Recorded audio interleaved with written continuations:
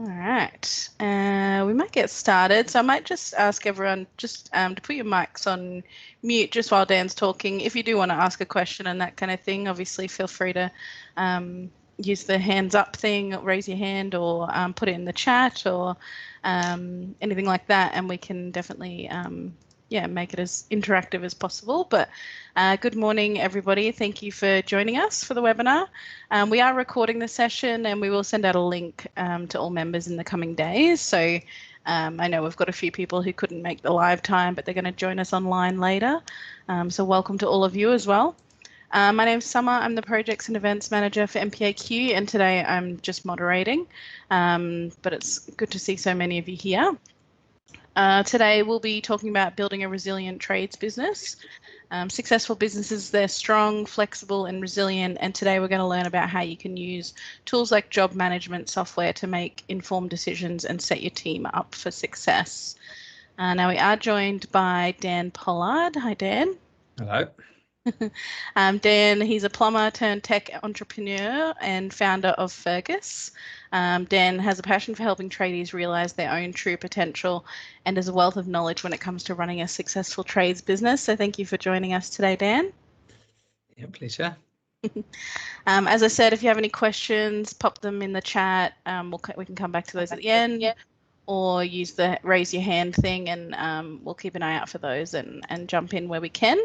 But that's pretty much it from me. I'm going to hand things over to you, Dan. Thank you. Well, good morning, boys. She made me sound almost like a spiritual advisor, so thank you, Summer. Like, I am happy for you to have mics off and interrupt me, as there's not too many. So I'm happy to be interrupted and badgered, and as you please. For those of you who don't know you, like, I have been a plumber since I was 17. Dad's a builder. He said, "You'll be a plumber. Builders make no money." And so that started my journey. In my 20s, I burned through 2 plumbing companies. One from massive tax trouble when I was 22 to 25. That was it was a big deal, having to owe the tax man 60 odd grand back in 1992 or so. So that was hardcore. Paid that off. Had another go at 27. Once again, had a few guys, but once again just got burnt out within a couple of years of all the admin of working all day, quoting, invoicing, ordering, all that stuff at night. So gave it up, tried to get out of the industry. Came back at sort of 30, had read some books on business when I took a year off the game. Found out about gross margin, found out about customer service, found out about visions and all sort of stuff. Put it into action, and then in 8 years I went from zero, for just me, from 30 to 38 to 25 staff, and then had also done 2 software businesses in the same time. So, I often remark that my 20s was 10 years of hard work and no rewards, and my 30s was full of hard work and lots of rewards. And that was based on the 2 things: understanding what gross margin was, and actually building a system, a business that cared about customer outcomes. So just going to touch on a couple of those things. Presentation's not all that long, like half an hour maybe. So what's more fun for me is answering questions, right? Helping people to get over the hump of it all. So that's what I'm talking about. All right, so I got to share my presentation before I can press the button. It helps, eh?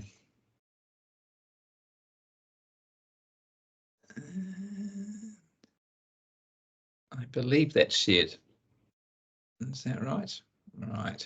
Yeah, we got you. Right. Right. So how I'm going to frame up this discussion is like trying to get a baseline agreement on what we think is good in a business, right? Because it's kind of, if you don't have an agreement on that, then where can we go from? So for me, this is what I want my business to look like, for me to be, free of stress and for it to be enjoyable. So if you're not making at least 10% net profit, then something's going wrong, right? You can't make 20 and 30% net profit, because then you'll be very expensive when quoting. You probably won't win work. So 10 to 15% is about where your business needs to be. We see the numbers. Lots of companies are around 3, 4, 5, 6% net profit. The other ones I like are 2 and 3. Is you should always be able to pay your bills on time. And so for me, that's the biggest stress problem, is was just not being able to pay wages and suppliers on time at the end of the year. And the third one was wanting staff that willingly wanted to be here, right? And also, how can I have customers willingly wanting to pay me? And so I kind of have based my businesses since I was 30 on this concept of willingness. I think you could say in my 20s, my business was based on extraction, getting money from their pocket to my pocket. And that doesn't breed long-term goodwill in business. And so now this willingness is a really big deal to me, trying to get people voluntarily doing all the right things. And should almost get an amen for that. Now, what does that look like? It's for me, it's so when I do this, I talk to thousands of tradies, right? And I often see one thing often goes wrong in the business. And I have a lot of people say to me, oh, I want my business to be like this.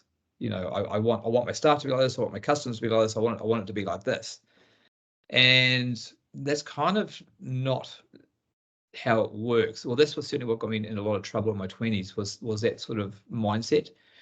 Whereas when you read the books on how to being good to great, you've got to be like the bottom one. You learn to go, I want my business to deliver this experience, this outcome. And that's a vastly different mindset. And that means you've got to set the thing up vastly different in a way, right? And so that comes down to your employment contracts, the way it talks about you talk to your staff. It comes down to your terms of trade, the way you talk to your customers.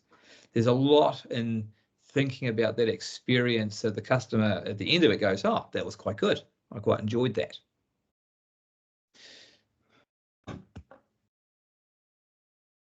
Now, I'm going to touch on this bit. For me, this is really, I suppose, the most fundamental numbers that a business comes down to try and work out what's going on in your business, and also fulfills that thing of what talked about, the cash flow, right? Can I pay my bills on time? And so if you're in Xero, there's a really good, easy report in Xero. These numbers are also available in MYOB, a little bit harder to find. But there's two numbers, even if you don't have job management, if you just have financial management, it's days to get paid. So that's how fast customers are paying you, right? And then the second one is days to pay, which is that's how long it takes you to pay your bills. So your accounting platforms will just add this up for you. So ideally what you want is you want a business where you get paid in 27 days, average cash flow, and you can pay all your bills in 30 days. Now, I remember starting like this when I started my project to fix my business. I remember being at like 78 days and 83 days to pay, right? And so that's kind of the worst place the business can be in. So what that cash flow is telling you is how close your invoice was to the customer expectation, right? Because so if you're not getting paid within that 30 days, something has gone wrong in the business, right? Like you haven't met the price, you haven't met the quality, you haven't met the service. You know, what has gone on so that your customers haven't paid you by the due date? And so you can normally tease that apart. And, you know, normally it's money, but I mean, I was a tradie for a long time, so I also know it's often about the quality and the service that goes along with that. Jobs not being finished on time, all those sort of things. And so if you kind of want to start your business journey of trying to fix cash flow, the thing you've got to start from is working out where did the expectation go wrong with the customer? Like, why didn't we deliver that expectation so we could get cash flow on completion? Does that make sense to everyone? I've lost the screen for all the thumbs up and all the amens, so I can only see Summer. And so that's kind of what we're trying to work out is what happened. So what happened between booking the job in and the job getting done, right? So when I finish the talk, we can all ask me questions about how do we deliver that good experience. And what I found out was it always had to look something like this, is you have to take a very specific statement from the customer, which was the customer wants the tap installed by 4:30 on Friday because the tenant's moving in on Saturday morning and they don't want to spend more than $500, right? And so when you have something worded really tight like that in that very specific format, it allows the tradesperson to go, this is the outcome that those two have agreed. I can work towards that. because if there's any ambiguity in that very specific description, then that's when there's wiggle room, and that's when things drift south. Does anyone agree with me or disagree with me on that? Good. Wholeheartedly agree. So that description is super important. And how many of you guys actually talk about money with people? Because I think that's the biggest thing I see is not everyone's talking about money up front, just being super clear what things are going to cost to manage that expectation. And that's, you know, that's just setting everyone up for a bad run. So, and just putting on that job card, you know, want it done by Friday at 4:30, don't want to spend more than 500 bucks because it's a rental, tenants moving on a Saturday morning. So the tradesperson can go, okay, let me try and match that. Now, if you can't pay your bills on time, now that's the really next interesting bit, right? So let's just say you've got 30 days cash flow, but you can't pay your bills for 50 days on average, right? What that tells you is you're not very profitable. I mean, you're either really, because most people are good at paying their bills on time if the money is there, right? So if you always try to pay your bills on time, but you always can't, that means you're not profitable. And so that's the next little bit we're going to sort of touch on to is like, what's happened then? So you obviously delivering customer service, but you're not making any profit. And so then I have another little saying, which you'll get used to me having lots of little sayings. Effectiveness leads to efficiency. And so then why you don't make money on jobs is because of the classic. Let's say you said 10 hours for this bathroom, you know, right? A full day, 7 to 5. You know, if we were doing it, we could power it out. What happens is the boys, they down at suppliers at 7 o'clock, load up the truck, drive in rush hour traffic, get to the job site sort of 8:45ish. They're on site. They leave at least once during the day to get materials and come back. They might pop off to get smoko, and then you say, "Oh, pack up early, boys. There's a little job on the way home to go and change that flexi on that rental." And so they pack up and go on by 4. And so in that 10 hours day with all the faffing around at the suppliers, extra trips, and going to the smoko room, they've only done about 4 hours actual work on site.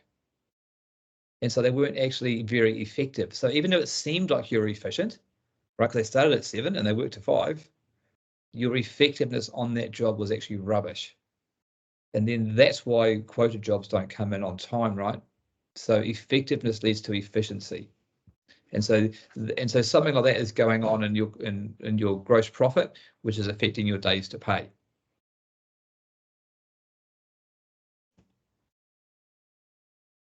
Now, this is my favorite topic in the entire world. This is what I learned when I was about 30, and this was like the light bulb moment that changed everything for me and actually set me on the software path. I'm not a techie at all. I still can't read a line of code after 15 years doing 3 startups now. And so who here actually has heard of gross margin, gross profit? Give me a thumbs up so I know. I've got 1 Summer. I've got 1 Travis. Thank you, Travis. I had 3, 4. Okay, so I'm preaching to the converted. Okay, to the unconverted. So this is probably, if you don't know this literally is, it's a light bulb moment. And if you still don't get it, then we encourage you to pop off to business trainers and business consultants and really, really learn this. Okay, I will begin the lesson. It's a joke. So if we look at the left-hand side, or look at company 1, company 2, so they're both earning $1 million, right? Income, nice round numbers. The difference is the cost of sale and the gross profit are different, right? And so there's a rule so gross profit often looks like it's called 40-30-10, right, as a base rule. So you want 10% net profit and you want 30% overheads, right? So if you go 10 plus 30, it gives you 40. That means you need 40% gross margin on all your jobs, because in a business, you have to you bring in a term called constrain. So you constrain your overheads to 30% of turnover, right? You make sure you want 10% net profit, or why be in business. So 10 plus 30 equals 40%. That means every single quote and invoice has to hit 40% gross margin. So now the job becomes control every job, control your business. Now, I then went looking for software to always tell me my gross margin, and it didn't exist, hence why I started, right? So the aim of Fergus is to allow you to control every job to control your business, right? So if you make sure every single job hits 40% gross margin and you've constrained your overheads to 30%, you will make 10% net profit. It's really, really simple, and it's incredible how it works, right? So the reason this is such a big deal is, so when you do your quotes, so in Fergus, you can do your quotes super accurately, like line by line, like you should be putting every wing back, elbow, you know, glue, primer, screw, you build that quote like super detailed, right? Your hours, right? And then you hit the margins button. I'll show you a screenshot later on. And you make sure that that is 40% gross margin. And so because what happens is guys goes, oh, that's a bit dear. Oh, no, I'll give a discount on that. And they put 20% discount on, right? So then that quote goes out at 20% margin, right? You might win the job, but you've got 30% overheads. So then you just lost 10% on that job. Like, sure, you won it, but you ended up doing it for nothing. And so this is why it's super critical that you learn what your overheads are to run your business as a percentage, right? It's all in Xero, actually, if you're in Xero or MYB.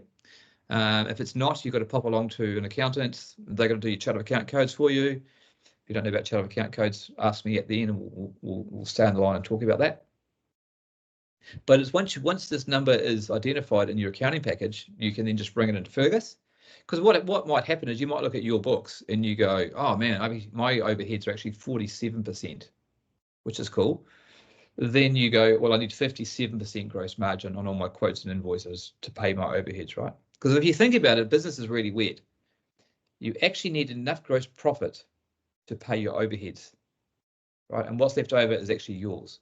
And so the way to think about business is I always need enough gross profit to pay my overheads, and then what's left over I get to take home. And that's the way to think about it. So therefore, if we don't know what our gross profit and overheads are, we're never actually going to be able to control our business. And so then once you know that number, the job is to make sure you don't end up on the right. So what I wanted to really draw your eye to is how it seems like a very small percentage difference between 38 and 42 and 27 and 34. I mean, they seem very small month to month, right? But look at the difference over the course of a year. You go from 40 grand to 150 grand, right? So the 150 grand makes it worthwhile being in business. And so the 40 grand, you're like, oh, I might as well stay at home, go on wages, right? And so it is on this thing of gross profit that it all rests your business success. And so this is the second part. So cash flow is about making sure you just, give the customer a good experience, which is do the job on time to the agreed price, right? Cool. This is the second bit, which is making sure you're making gross profit so you can pay your bills on time. Cool. Yeah. So the gross profit is normally for two reasons. Did you not charge enough labor or materials, or were you just ineffective with your management, right? So if we get enough time at the end, we'll talk about abdication of management in the end. What's our time check? 1:20. Are we going to 2, or are we just doing half hour? Summer. Well, yeah, 11 o'clock here, but yeah, 2 o'clock your time. Oh, it's great, 2 o'clock my time. Kiwis, we're always ahead. Right. Well, we just talked about that. Know your gross margin, get work done. Right. So that's the two. So that's all I really care about. Right. So know your gross margin. That's the first foundation. Right. Now the second foundation is get work done. Right. So I often call this value exchange. Right. So what is value exchange? So value exchange is when does the customer actually receive value? Right. Like, so is it when you turn up? Is it when they book the job? Like, is it when they get the invoice? Now, the value exchange happens when the problem on site finally gets resolved, right? That's the point the value exchange actually happens. And so then if you want to have happy customers, what you want to do is you want to start lining up everyone to understand what the heck the actual problem was and solving that and making sure that thing gets solved, on time to the agreed price, right? And so the better you make that experience of receiving value exchange, the quicker that they will pay you, right? Because that's the name of the game. And so what you want the property owner to experience. So let's just talk about you doing a hot water changeover, right? And it should take you about 6 hours, right?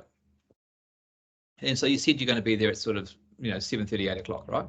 So that's what you want to happen. You don't want the tradie to then be at the suppliers, getting the hot water cylinder, and actually turns up closer to 9, right?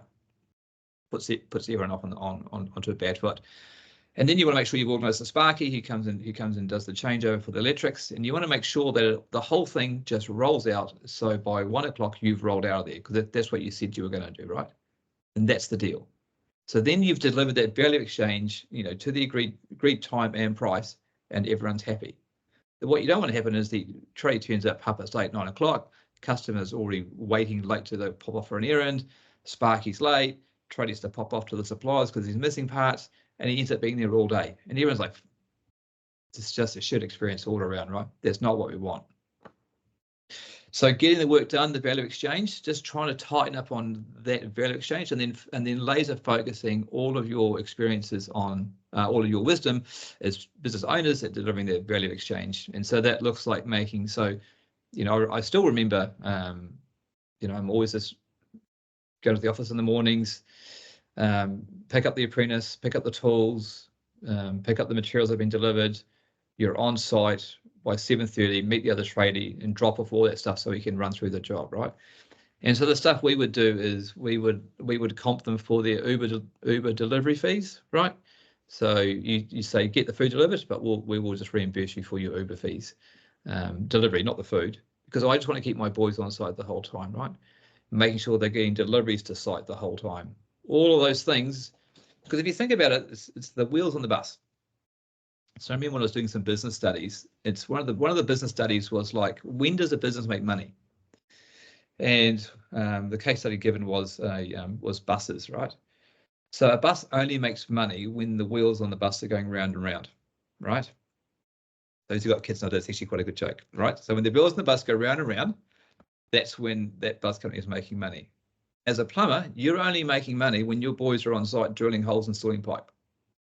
Right? That's the only time you make money. You're not making money when they're on the road driving, when the supplier's picking up materials, right? In fact, you're losing money. And so how you maximize your margin, I'm deviating because it's important to me, is say you charge $100 an hour, right? Give or take. You also install about $100 an hour of materials retail an hour. Right? So when the boys are working, they're about $100 an hour of materials, right? So if you're making 40% margin on materials, you're making $40 an hour materials margin, right? So every hour they're at the supplier or mucking around on the roads, you're losing $40 an hour, just like that. And so then this is how being ineffective leads to inefficiency, which leads to losing margin and money. So therefore, if you employ a part-time office person and that person's job is to order materials, right? Say that they work for 2 or 3 hours a day and they order all the materials for the day. So you paid them $40 an hour, say $100, but they ordered 5 lots of materials for the boys, right? So she's saved 5 hours worth of trip. So she's made $200, right? So she's made you money just by keeping the boys on site. And so you get the win of the boys completing the jobs on time, and you get the win of them actually installing more materials, right? And so this is where office people really help maximizing your profit and delivering a better customer outcome. It's just win-win. Right. So there are 3 places that you always check your margin. So obviously we talked about when the job's quoting, make sure that thing does not leave the door until you've checked your margin and it's where it needs to be. And if you don't win the job, thank goodness, because you didn't need to win a job that you weren't going to make money on. The next place we want to be checking it is always when the things are in progress. So what Fergus does is you connect with the suppliers send the invoices directly to Fergus, and we ingest them automatically and put them on the jobs for back costing. So you don't have to manually copy anything, right? And the same with the labor. The guys put the labor in on the phone, does their timesheet, does the back costing, which we're going to talk about, and then hours on the invoice and the staff KPI, right? Now, I've been doing this long enough, because you've got to realize, gosh, I had 17 vans on the road, right? Like we were doing 6,200 jobs a year, right? It's crazy. And so the mantra was, we've got to control every single job, right? Control every job, control your business, right? Now, of course, the odd job goes bad and you lose money, right? But Josh, it's pretty rare. And so what we found was if you could work every job, you could pretty much get every job back on gross margins. And you do that by a number of ways, right? You make sure all the credits are done. You make sure you claim every little variation and extra. And you also have to make sure you tell a good story on the invoice to justify some of your charges. And so this means you can never miss your miscellaneous charge, $10, your materials and fixings charge, your vehicle charge. We even brought in a recycling charge for the rubbish we're getting rid of, right? And so all those little extra charges, the small little line items, but they would really add up to try and get the gross margin on the invoice back up to where it needed to be, right? And so you're watching every single job like a hawk to make sure it hits that gross margin target. And so once you start doing that, you start becoming much more effective at realizing, no, boys, you go straight to site, we'll drop off the tools, we'll drop off the apprentice, we'll get materials to site, order your lunches in, right? This is how you do it. So if you want to get to 15% net profit, good cash flow, then these are the things you have to really start getting on top of. Now, and then the third place is when you invoice, before the invoice goes, you check it there. So let's see how that looks. Now, this is just a screenshot. It's not. What it is, in the red circle, for those who are paying attention, is you can see highlighted what it looks like for the gross margin, right? Now, what you can then do, if you look to the left, can you guys see my cursor? I think you might be, eh? Yeah, so what you can do is you can adjust your markup to give you a margin. Now, for those who, can I get hands up for who knows the difference between markup and margin? Or thumbs up. Who knows the difference between markup and margins in the group? Travis, 1, 2, 3. 3, do I get any more? Right, oh, okay. Very important concept to, once again, I'm a huge fan of getting business consultancy and business training to learn all these things. Okay, markup and margin, super critical, right? Okay, let's say something costs $5. If you mark it up 100%, it would cost $10, but your margin is only 50%. Okay. So the question always asks, well, why don't you just mark everything up the same rate? Why do I have to care about margin? That's a good question. I have the answer for you. Now, if you buy a screw that might cost 5 cents, you can actually mark that up 300 or 400% because the property owner still only going to cost like 10 cents. Doesn't matter. So all your small little crocs nuts and bits of PTFE, your low cost items, you can have a much higher markup on, right? Whereas your hot water cylinder might cost $1,000. You can only mark that up maybe 5% or 10%, right? So you can't mark every item up the same. And so when you look at your price books, the merchants do the same, your invoices, they've got different markup on different items, right?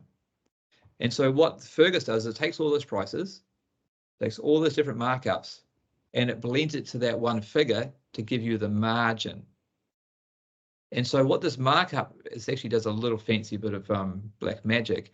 It just adjusts the markup so that there's the same percentage gaps between all the materials, so the customer doesn't notice the difference in the retail price they're getting, right? So it keeps the blend correct.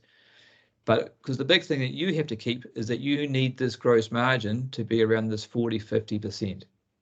Like you can never, like it's very rare to meet a business that's got less than 30% overheads. Like it's pretty rare. Let's face it, you can always spend more money on advertising, you know, tools, vehicles, office, you know, it's never ending. So to constrain overheads to 30% is actually that's the challenge. So you've got to everything before it goes out, you've got to make sure you're hitting this gross margin target, right? And so that's on quoting.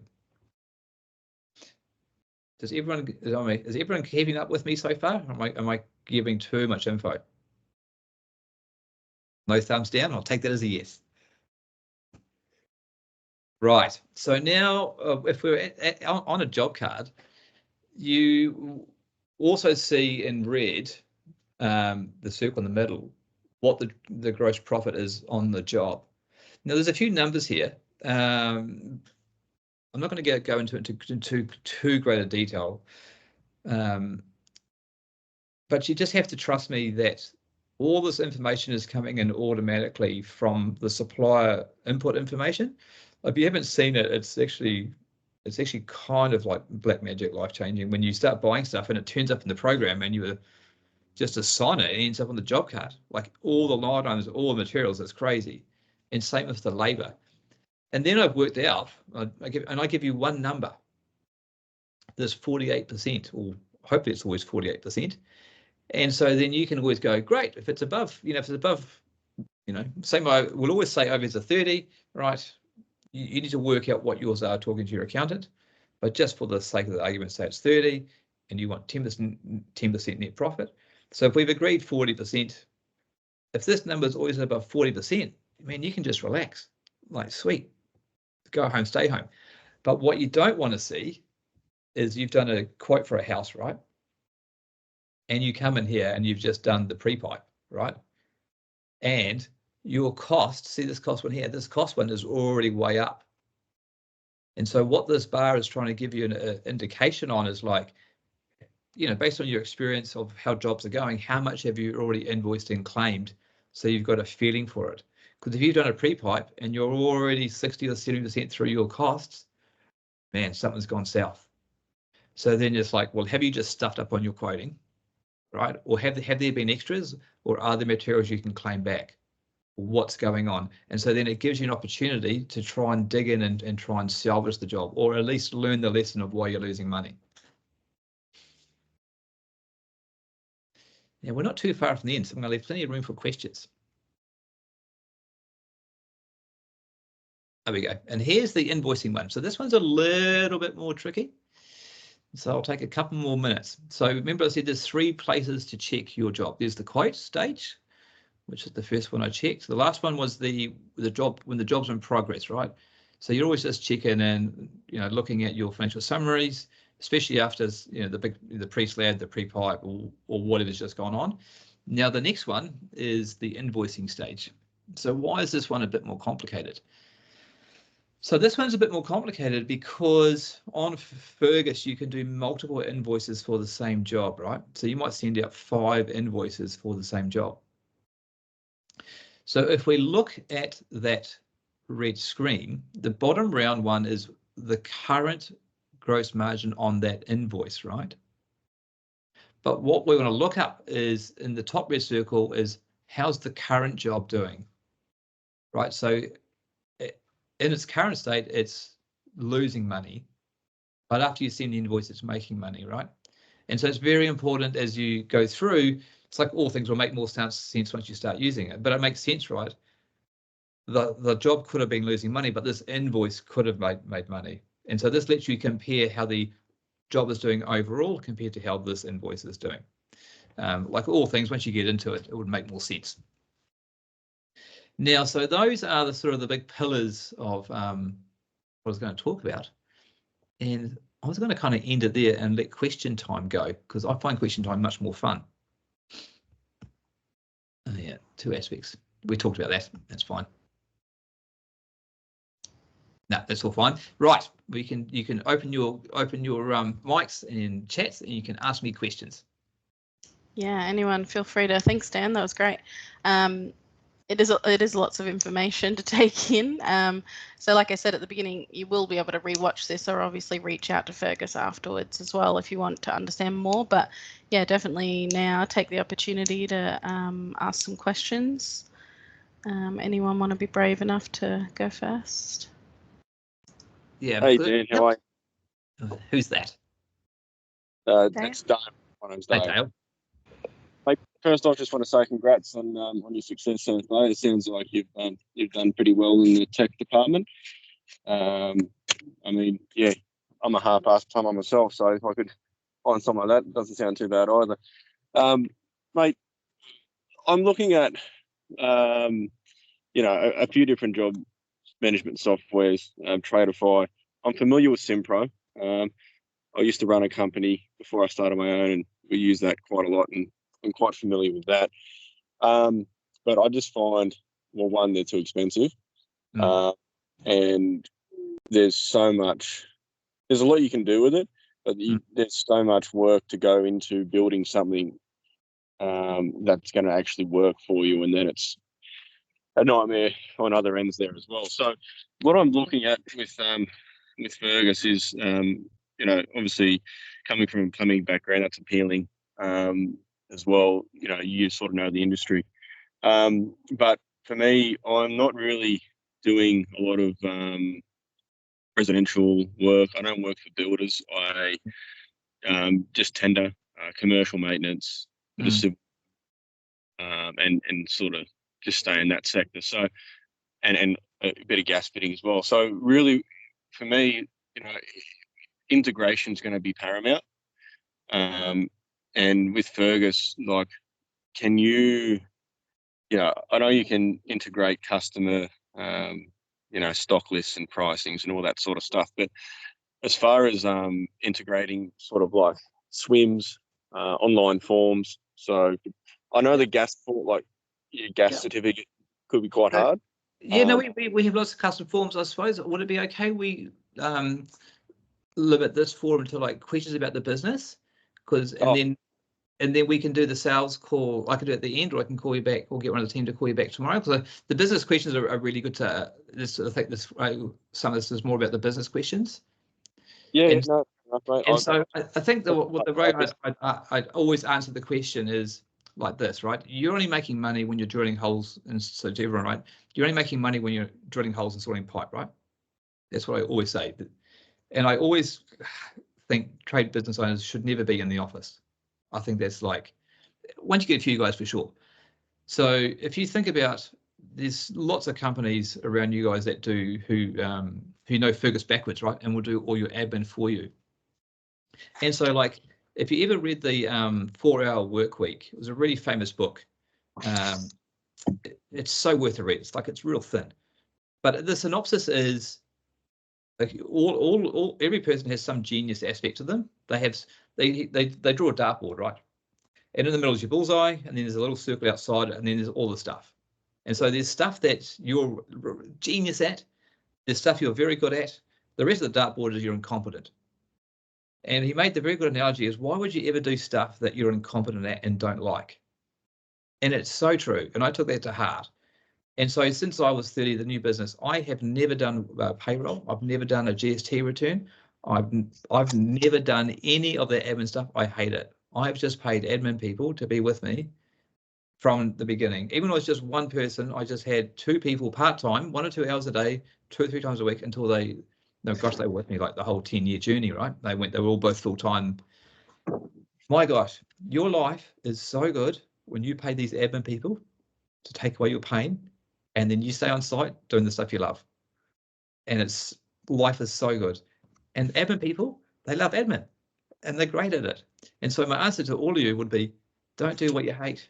Like, pay people. In fact, I have a saying, it's called SAP, shut up and pay, right? And life is so good. So that's the way I'd answer all those questions, is all your, people worry about money and cost, right? Man, if you work another hour on site by being more effective, the small cost of Fergus or admin person, it just disappears. And so I think this is where you start the big goals, right? So the big goals should always be 10% net profit, or maybe 50%. I just use round numbers, right? 10% net profit, pay my bills on time, and get paid on time. If you have those 3 goals ticked, then life is good. Here endeth another lesson. Is that okay, Dale? Sorry, mate. Mate, I'm just in and out of reception where I am. Sorry. No, that's all good. I got what you were saying though. Yeah, no. Like we do run business a little bit differently. I've studied, I've got a business degree and stuff, and so sort of take a little bit of a different aspect to most plumbing companies. And so yeah, we're sort of very, very similar foundations and principles that we have here as well. So everything you said ticks boxes that I was just going, yep, we've done all that. So I think the thing I'm still most proud of in my life, yes, the software company's gone well, for sure, right? For sure, no question, right? The other thing I'm most proud about, selling that goddamn plumbing company for $1 million and getting rid of it. Mate, that still ranks up as my, greatest life achievement, like getting that thing to work and then selling it. And that is a goal that is achievable, right? And so if you have all these systems and operation people in place, then someone can buy your operation and take and run with it. And that is a very rewarding thing. Absolutely. I think it's smart. If you can set yourself up for success at the very start before you even invoice anyone. If you talk to a good accountant, even a lawyer, and set up a good exit strategy from the start, and set in place for when you do want to do it. 100%. And most trade companies are sold to other tradies, especially your key right-hand staff. That's what I did. I just geared up my two guys, and they bought it off me. In most trade businesses, that's a very normal exit plan, is your key staff buy it off you. So we can talk. Right, more questions. It's fun asking questions. Travis, you must have a couple. I think it's important as well, if you are interested in finding out more about Fergus itself too, the team will be in touch afterwards, and they can do demos and all that kind of thing for you too, to go through all those features that Fergus does offer. But yeah, does anyone else have any questions? Oh, there we go. Travis, you do have one. Yeah, sorry, I've got a meeting with one of the Fergus guys after this, but one of the things I was going to bring up was when it comes to, you always talk about, you mentioned talking about money with clients straight up. My thing is, like, I delay answering their questions because I don't know exactly how much it's going to cost, based off the fact that my suppliers, Reese, Ken's or whatever, they keep on changing their prices each month recently. So I kind of go, well, I don't exactly know just yet. So my thing was like, how would you approach that? Or does Fergus have that kind of live connection with Reese to... Yeah, the price books get updated when they update. I think that a dollar amount doesn't matter. I think the worst thing is someone calls you up and say, hey, you're going to come fix my whatever, shower, hot water cylinder. The first point, because you don't want to waste your time going and doing a quote that you had no chance of winning. Yeah. And so the first thing you want to go is you want to say, oh, hey Travis, mate, yeah, thanks for the call. Mate, most showers are between $800 and $3,000. Like, are we even in we're in the same ballpark? Yeah. Okay. Yeah. And so, because it's amazing how many people send an ad on Bunnings and think they can get a shower replaced for like $200. Like, it's crazy, right? People send these DIY shows and think a whole shower can be installed for $2,000. It's like, man, that's like $10,000 for a whole tiled shower. And so you're just trying to straight away, because you want to get your win rate from quotes up as much as 100% is not possible, right? But ideally, you want to get as close above 40% win rate for your quotes as you can. And a big part of that is not wasting your time going on site, talking to someone who never had any hope of paying the money that was even realistic. So that's just a good filter. And then when on site, if you've got a budget, because you're not going to go around and quote a kitchen tap, right, or a hose tap fix, right? And so you want to say $300 to $500 on the job card, but you might actually say for the tradie, because tradies don't know, you might say 3 hours and $200 materials, because you all know. I remember going to one job, the car had backed off, broke the hose tap off, the brass stepped at the brick. And so then you have to actually break open the brick to get to the wingback. So once what should have been a simple job turns into an absolute drama. And so you don't want the tradie carrying on spending all day, right? And then the owner now gets a bill for $1,200 and they're expecting $300. And so if that detail isn't on the job card, the tradie says, man, he's doing the right thing. He's fixing the tap. Yeah. And so, but then you don't get paid. And so then, yes, one job, but that's just pure profit, which affects your, you can't pay your overheads. The whole thing just cascades down there, right? Yeah, cool. Thanks for the advice. Appreciate it. I feel like I'm giving a sermon today. Next time I'll wear a little collar and a. Yeah, and Travis was at the conference. He was in the session at the conference that you did as well. So yeah, I couldn't hear you because of the noise beside us in the stall. So that's why I was keen to come. Yeah. But I like this stuff. You can always reach out to me personally, and always do the stuff one-on-ones. Always do this stuff with people one-on-ones. It's great fun. Jason did put a question in the chat. Jace, do you want to ask it, or are you happy for me to do it? I can Well, do it. no, you know what I actually do recommend? I actually, there's a few consultants we have in the Brisbane area. I actually recommend talking to them because, as I say, why learn setup once? Because you'll forget it. Like, you never need to. You'll spend all this time and energy learning all the setup, and then you'll forget it. And so I'm like, man, you're better off being on site, installing drilling holes, installing pipes. That's where you make money. So yeah, installing consultants, working with some groups, especially if you don't know about gross margin. So there's another concept in business called levers, right? And so in businesses, there's only normally 2 or 3 big levers you can pull that have a big impact on a trade business.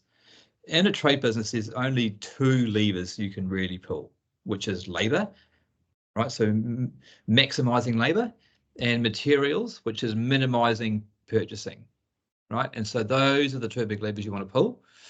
Most traders I work with don't have overheads that are out of control. They just don't know what they are to then charge the correct margin on, right? And so but you need business consultancy to learn how to maximize and minimize those levers. So when I say minimize purchasing, what I mean by that is because when you think about life, if you want to maximize winning your quote, you need to quote 3 wingbacks, right? 1 T, 2 crocs nuts, 2 swivel unions, right? Exactly what you're going to use, right? Put your labor on, put your margin on. You know you can't do that job for $1 less, right? Then you win the job, cool, do the job. And where it all goes wrong is the boys go to the suppliers and they buy bags of 10 elbows, 10 wingbacks, 10 Ts to restock the van. You just lost money. That job just lost money. And you say, yeah, but those fittings are in the van. And it's like, guess what? They're not. Shrinkage. If you think they're not doing homers, you're wrong. They are.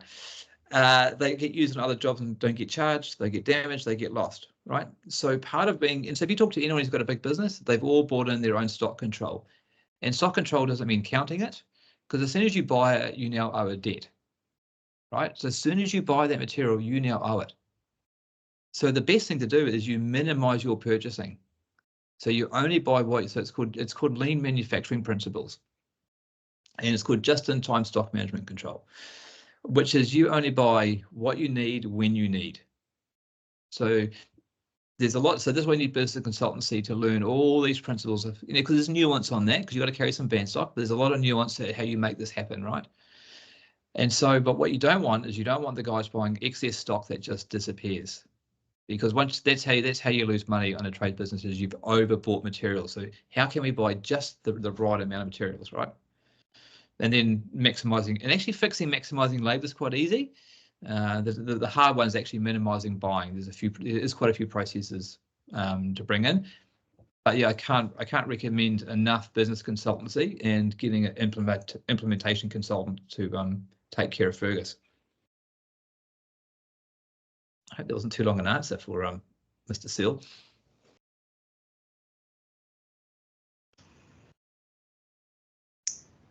Oh, he said thank you. Anyone else have anything they want to take advantage of Dan while he's here? You can always just, man, I've got a good email, dan@fergus.com, so you can always reach out, and say, oi, how do you fix this problem? And if you also talk to Simo, if you want another one on willingness, like how do you get staff willingly wanting to work for you? That's another really big topic we can talk on, because that's a big topic. So let Simo know if you want one. And we'll charge $1,000 each for an hour. Yeah. We are actually doing another webinar with Dan in July as well. It's not up on the website just yet, but it will be soon. That one we're going to be talking about, hopefully you know about this, Dan, invoicing faster, getting paid faster, relaxing faster. So yeah, we'll have some other stuff going on with Fergus throughout the year. So yeah, we might. Does anyone have any last minute questions? Anything else they want to add? Yeah, ask me away. But the one thing I'll challenge you all of you is just think about my little saying, SAP, shut up and pay. And like, you want owners to pay you to do a good job, and you want them to pay what's required to do the good job. I get that. But take that same philosophy to your business and pay admin staff to do your admin for you. And my God, life is good. Like, because you make way more money being out on the road, actually earning money. And that's the key to a great business, is some admin support. Cool. All right. Well, if nobody has anything else, we might wrap up. I'm getting close to 11 now. So that's a win today for once. Hey, sorry, say again. No one swore at me today, so that's a win. Always a win. Well, yeah, thank you so much, Dan, for joining us, for being here today. Thank you to Fergus for all of your support. Emery said thanks. Cool. But yeah, I hope everyone enjoys the rest of the week. We will send out an email after this with the recording, and we'll put Dan's email in there so you can send any thoughts directly to him. But yeah, like I said, we do have another webinar with Fergus coming up in July. I believe it's the 18th of July. We're just sorting out the final details of that one. Then it'll be up on the website soon. But keep an eye out on your emails for that. And yeah, let us know if there's any other ways that MPAQ can be of any further assistance, or Fergus as well. But thank you so much for joining us. Thanks, and guys. I hope you all have a good day. Thanks. See you in July, and if I don't, I'll track you all down. Thanks, Dan. Thanks, guys. Bye. Bye.